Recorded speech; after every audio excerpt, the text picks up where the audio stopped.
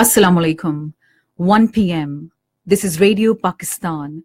The news read by Sumaira Kamal. First, the headlines.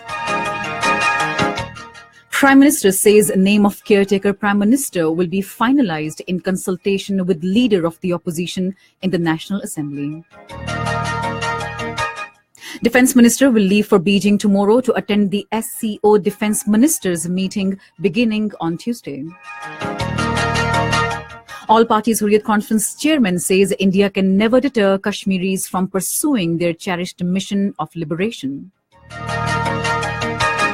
In Afghanistan, 7 people were killed in a bomb explosion in Dasht-e-Bachi area of Kabul today. And now the news in detail.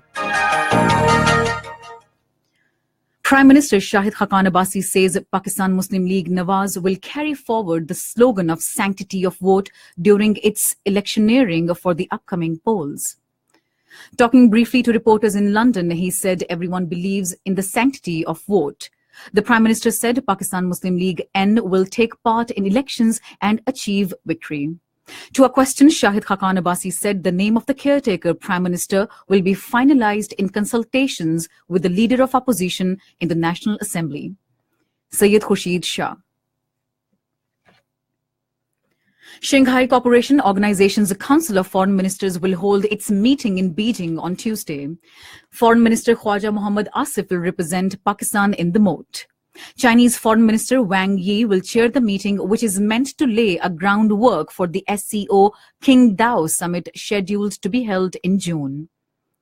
Khwaja Mohammad Asif will also have a bilateral meeting with Chinese State Councillor and Foreign Minister Wang Yi.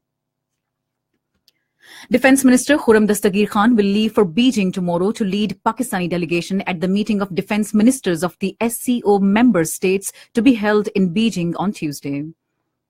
The minister will also hold a bilateral meeting with his Chinese counterpart, Wei Feng, and discuss ways and means to further enhance defense cooperation between the two countries.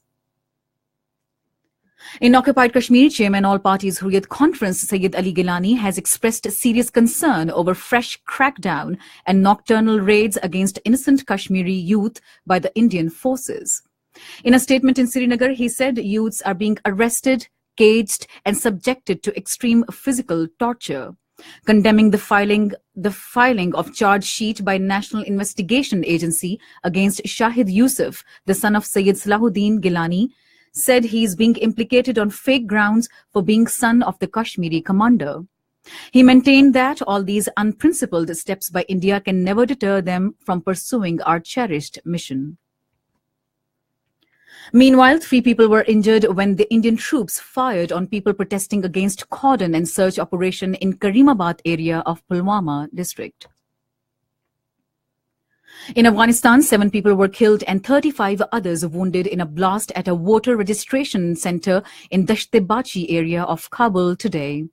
No one has claimed responsibility for the attack. Russia said it had killed 9 militants who had been plotting a terrorist attack in the volatile Dagestan region in the south of the country. Russia's anti-terrorist committee said on its website it had received information that militants who planned to carry out an attack early next month were hiding in Derbent. The militants opened fire after being ordered to lay down their arms and were shot dead. There were no casualties among civilians or special forces, it said. China has welcomed the U.S. plans to send officials to China to discuss trade and economic issues. China Commerce Ministers said on its website the Chinese side has received information that U.S. officials plans to visit Beijing to discuss economic and trade issues. U.S. Treasury Secretary Steven Mnuchin said he was continuing discussions with his Chinese counterparts to resolve the differences over trade. However, date and timing has not yet been confirmed. UN Secretary-General Antonio Guterres has asked Security Council members to find a way in accordance with international law to punish anyone found to have used chemical weapons in Syria. Talking to reporters in Sweden, he said, "We cannot go on living with impunity in relation to what has been happening with the weapons that should have disappeared from the face of the world." World Health World Earth Day is being observed today. This year's theme is End Plastic Pollution. And that is the end of the news. For more news and analyses, log on to our website, radio.gov.pk, and also watch live video streaming of our bulletins on the link facebook.com/radio Pakistan News Official.